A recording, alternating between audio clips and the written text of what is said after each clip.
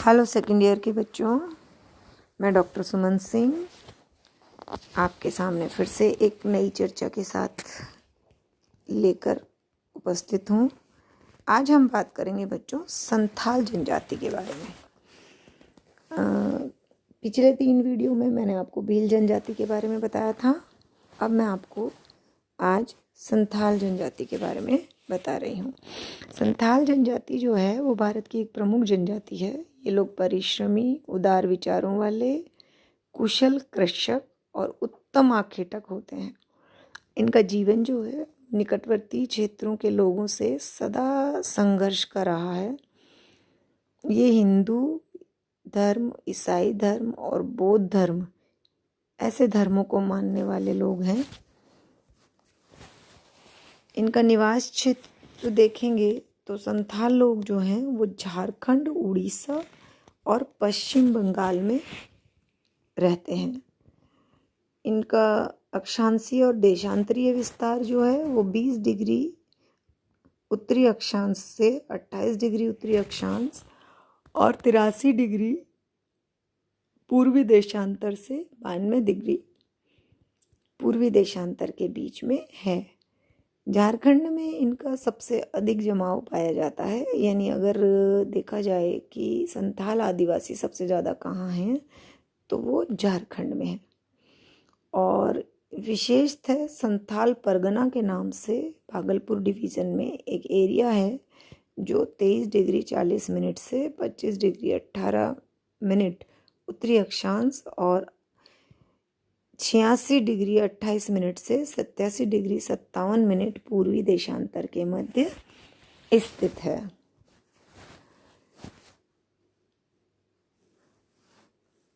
संथाल बहुल प्रदेश के उत्तर में भागलपुर और पूर्णिया जिले आते हैं, पूर्व में मालदा और मुर्शिदाबाद और वीरभूमि जिले, दक्षिण में बर्दवान, मुंगेर और भागलपुर। तो फिर से मैं तुम्हें कह रही हूँ कि भारत की एटलस लीजिएगा और ये सारे ज़िले झारखंड के आसपास आप देखिएगा तो आपको ये सारे नाम और क्षेत्र जो हैं बड़े आराम से मिल जाएंगे। अक्षांशीय और देशांतरीय विस्तार को भी आप उसमें देख सकते हैं।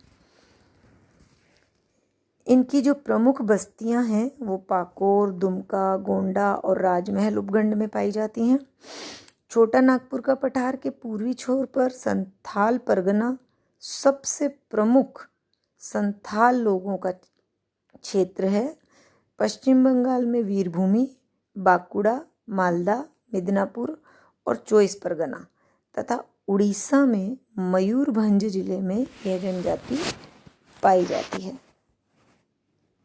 संथाल लोगों में अनेक प्रजातियों के गुण मिलते हैं।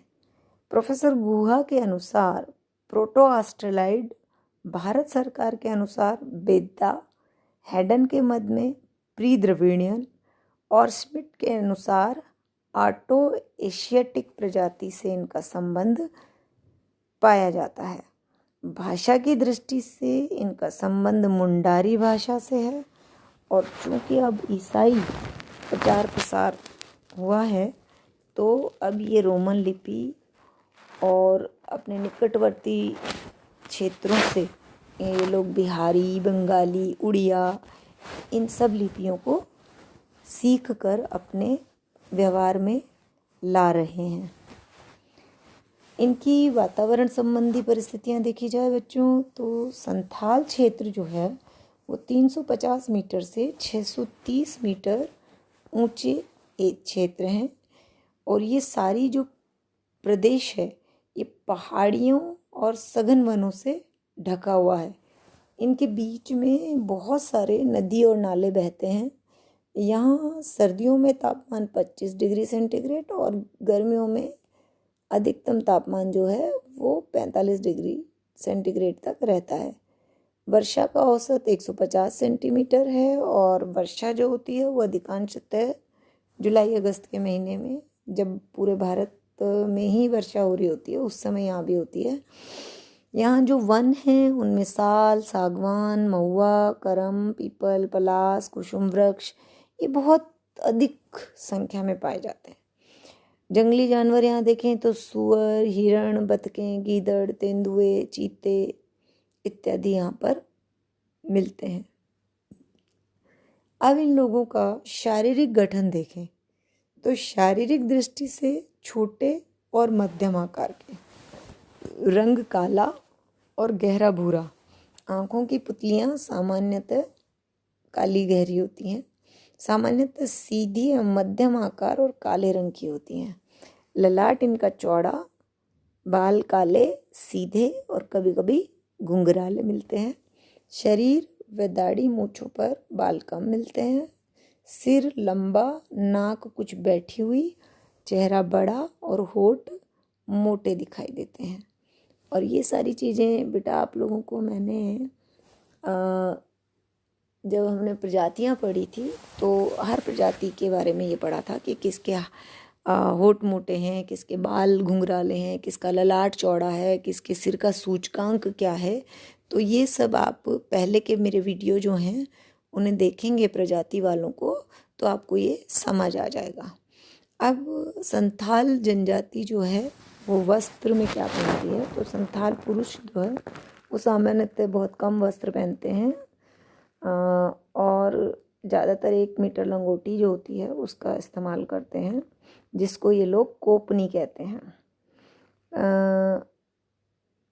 केवल उत्सव और शादियों के अवसर पर ही ये लोग अपना सिर को खुला रखते हैं, बाकी टाइम पर ये अपने सर को ढक के रखते हैं।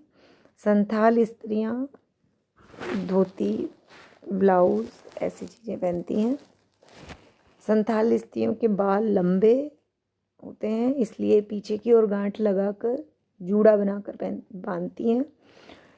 इसमें भी मैंने अभी भील जनजाति में भी बताया था कि इनको गोदने गुदवाने का बड़ा शौक होता है।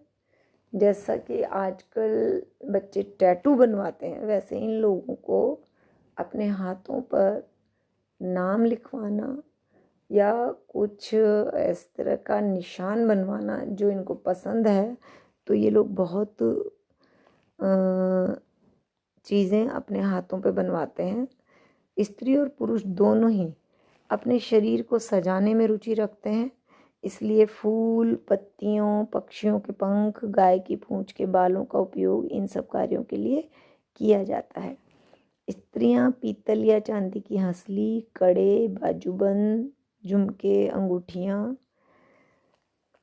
पहनती हैं और मुंह और हाथ पर पशुओं की आकृति के गुदाने बड़ी शौक से गुदवाती हैं। इनकी बस्तियां और घर जो है सामान्यतः छोटे आकार के होते हैं। 10 से 35 परिवार एक बस्ती में पाए जाते हैं।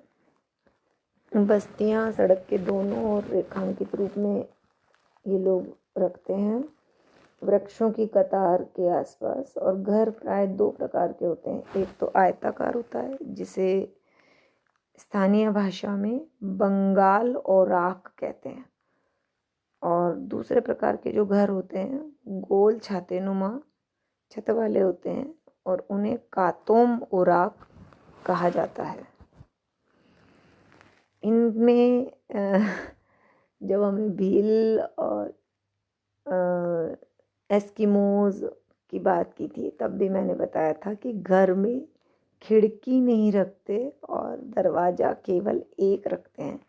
ये लगभग सभी जनजातियों की आदत सी है कि वो लोग सिक्योरिटी के लिए एक भी खिड़की अपनी झोपड़े में नहीं बनाते, केवल एक दरवाज़ा ही रखते हैं।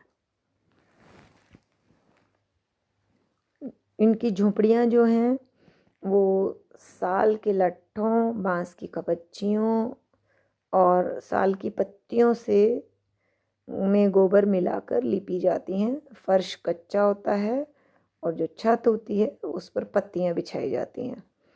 दीवार के बाहर की ओर अनेक प्रकार की रंगीन मिट्टियां लेकर उससे मांडे जाते हैं। आप देखते हैं जैसे कोई भी झोपड़ियों पे वाइट और रेड कलर से बहुत सारे बेल, पत्तियां ऐसी चीज़ें बनाई जाती हैं। तो ये शौक़ इन संथाल लोगों को भी है और ये अपने घरों के बाहर रंगीन मिट्टियों और राख से मांडते हैं। झोपड़ी जब बनाते हैं तो सुरक्षा का पूरा ध्यान रखते हैं। झोपड़ी के चारों ओर मिट्टी की ऊंची दीवार, जिसको चार दुआरी कहते हैं, वो भी बनी होती है। इनका जो घर होता है उसका चौकोर आंगन होगा, रसोई, छोटा सा सब्जी का खेत, पशुओं, सुअर और मुर्गियों का बाड़ा, खाद एकत्रित करने का स्थान, सभी इस दीवार के भीतरी भाग में बने होते हैं। मतलब जो ये चार दीवारी बनाते हैं ये सारा एरिया उसके अंदर होता है और झोपड़ी या कमरे के बाहर बरामदा होता है। इसी कमरे में एक हिस्से में छोटी दीवार द्वारा अलग करके एक स्थान को सुरक्षित रखा जाता है, जिसे भीतर कहते हैं लोग। और इसमें परिवार के देवी देवताओं को बिठाया जाता है, पूर्वजों की आत्मा निवास करती है, ये लोग मानते हैं। और उस एरिया में, भीतर के एरिया में स्त्रियों का प्रवेश जो है वो ये लोग निषेध रखते हैं। ये मानते हैं कि स्त्रियों के जाने से वो क्षेत्र जो है वो भाग अपवित्र हो जाएगा। तो ये कई स्थानों पे, चूँकि वही है, शिक्षा का प्रसार नहीं है, यहाँ अभी स्त्री पुरुषों का भेद ज़्यादा है और पुरानी परंपराओं के अनुसार ही ये लोग अपना जीवन जी रहे हैं। इससे आगे की इनकी विशेषताएं मैं आप लोगों को नेक्स्ट वीडियो में बताऊंगी। इसको सुनिए और मैं जो नोट्स दे रही हूँ उन्हें देखिए। मैं लगभग वो आपको सारे नोट्स प्रोवाइड करवा रही हूँ जिनकी आपको ज़रूरत पड़ेगी। अगर आप इन्हें पढ़ेंगे तो आपके प्रश्न जो हैं वो पूरी तरह से तैयार हो जाएंगे। कोशिश कीजिए कि ये जो पीपीटी आपके लिए डाली जा रही हैं इनको आप ध्यान से देखें और पढ़ें। धन्यवाद।